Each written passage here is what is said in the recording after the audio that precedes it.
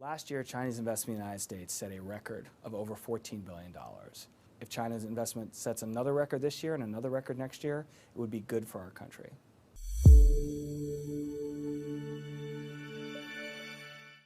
Direct investment is not U.S. bonds. It's buying pieces of physical property like a land, or ownership in a company, or ownership of an asset on the land like shale.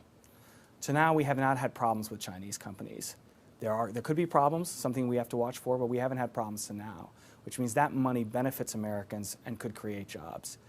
$20 billion this year, $25 billion in 2015, the U.S. should welcome increases in Chinese investment. There's no question that there are problems in the U.S.-China economic relationship, and most of them are caused by China. One set of problems has to do with state-owned enterprises, which is companies that are owned and directly responsible to the Chinese government.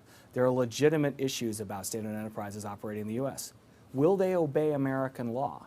For example, with regard to trade secrets. Will they steal trade secrets and break American law that way? In other cases, can they even follow American environmental and other regulations? The U.S. has a very complex regulatory system. A Chinese state-owned enterprise isn't used to it. So it is absolutely going to be the responsibility of the American government to follow Chinese state-owned enterprises, to make sure that they're doing what they're supposed to do, to make sure they're obeying U.S. law. And if any Chinese firm breaks U.S. law, they need to be kicked out of the country immediately. For all the economic problems we have with China, we have not seen problems with Chinese firms operating here. We have not seen problems with state-owned enterprises, and we have not seen problems with private enterprises. Last year, in that record year where China invested $14 billion in the U.S., most of the investment actually came from Chinese private enterprises.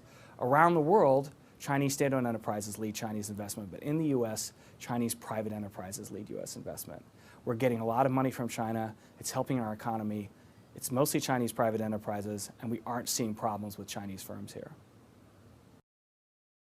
The most important thing about Chinese investment in the U.S. is there's a lot more where that came from. The $14 billion record last year sounds like a lot, but if you add up everything that the U.S. has, our wealth, everything in our economy, it's worth $75 trillion. $14 billion is nothing. Another way to look at this is Japan's investment in the U.S. is more than 5 times larger than China's. There's a lot more Chinese money that we could absorb here.